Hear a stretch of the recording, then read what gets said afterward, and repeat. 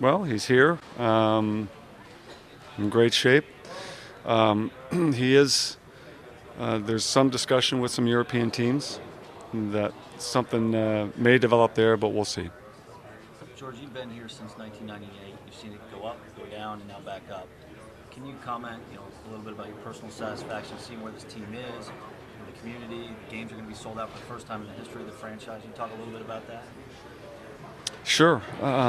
It's great to be where we are now. We've developed this hockey club into a good club and an entertaining club. It's a fun team to watch, and to have all the success that we've had off the ice as well, selling out the building. It's nice that we've got the infrastructure in our organization on the business side to be able to capture all the great things that the team has done. So it's been a lot of fun. It's been a fun team to watch. We've set some records for this club, done some things that have never been done before, and ultimately, we want to win the Stanley Cup to make it a great experience. And we've had a couple of very good years, but we want to continue to improve and hope that the Stanley Cup is the next thing on the horizon. Well, Jose is a really well-grounded guy, and obviously he had a heartbreaking experience, and that's his story. Some people go through things like that and lose family members, and hockey is sometimes your sanctuary. You can get away from everything else and play. So he's a good character guy and a strong-willed guy, and I'm sure he'll see his way through this. But Bruce came out, they basically named him the number one guy going into Canada. Did you talk to him about that beforehand, or was that? yeah, Bruce talked. Yeah, we talk every day about every aspect of the organization. And that's basically where we are. He starts as a number one, and the two kids are going to try and take his job. That's the way it goes in training camps, and that's the way it goes with every position in training camp. Young guys are here trying to take somebody's job, and it's not easy, but that's what they're here for. Yeah, and then that's the great thing about our sport. Whether you're watching a playoff series or watching a game or watching, you're not sure what's going to happen. There's no script, and we'll see how this develops. We have some assumptions of what might happen, but let's see what develops over the next 3 weeks and what kind of decisions we have to make. Well, I think Montreal was trying to have a game in the old stadium there. I don't know that it had anything to do with us particularly. I think they were just trying to have a game in that stadium and see if they could generate this new thing, or sort of their own. Not necessarily, but we would have been a good fit for them. Yeah. But yeah. Sorry, Tom. Sorry. It's okay.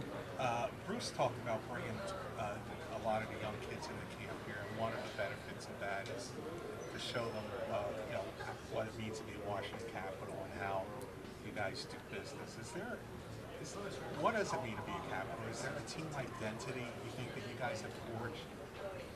Yeah, I think we play hard and we try to play an entertaining style, but I think in everything we've tried to do, we've tried to be a real professional group, like most teams do, but we try to go the extra mile to make it a great experience for people. And for example, when the kids are here in the summer camp, they don't get the American League coach or the assistant coaches; they get the head coach. And he's out there working with them all week long, and then when it's time to talk to them at the end of the camp, the head coach is in there talking to them. And it's one example of the number of things we try to do to make it right and treat people right. And every organization tries to do the right thing, but there are differences, and I think we are doing the right things, and I think it's a great experience to work with our club. It's a fabulous international city to live and work in. It's great arena downtown, this great facility. Everything's close, airport, rink, downtown, great fans. It's a nice experience to be here, and we try to make it a nice experience. Every guy that stepped up on the podium today has talked about the desire to move ahead from where you ended last year. Is there a sense of urgency to do that?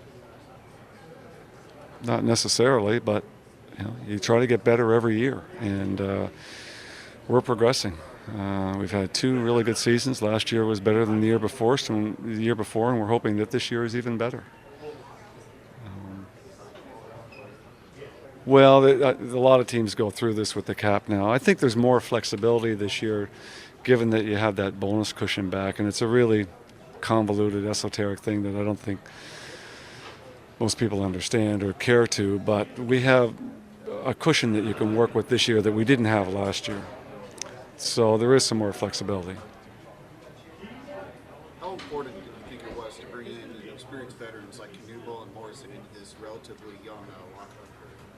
Well, we lost a couple of veterans, and we wanted to replace them with veterans, and I think we got 2 good guys.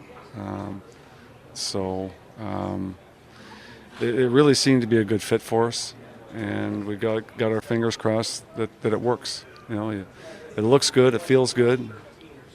Just hope it works good. As far as losing Brashear and that toughness, that sort of enforcer role, I guess the Red Wings are pointed as the example. You don't necessarily need that on a team, but going into the season, you're concerned that you are losing that sort of toughness enforcer type of role. Well, I think citing Detroit was a good part of your question. If you look at the 2 teams in the finals last year in Pittsburgh and Detroit, there wasn't a tough guy out there. And I think if you want to compete for a cup, you've got to have room to do things, and you want talent throughout your lineup. So we like what we have now, and if we need that element, well, we'll go get it. But we might just have it in the organization, and if we need it, we'll use it. But I'm reluctant to pay a lot for that position right now, given that you need talent to win it all. Figure that's a GM to GM opinion, or is that Yeah. a growing trend? We'll see. Yeah, we'll see how that goes. That's our opinion right now, but it may change. That sort of thing gets cyclical, but I think it's hard to pay those kinds of players a lot of money now if you can't play them in the big games and in the playoffs. The Olympics this year, I mean, you guys could have 5, 6 guys on teams. Is that something you have to make specific plans for when they get back? Is it a distraction? Yeah, it probably depends on how much they play during the tournament. If you have a couple of players that go to the finals, then they might need a little bit of a break when they get back.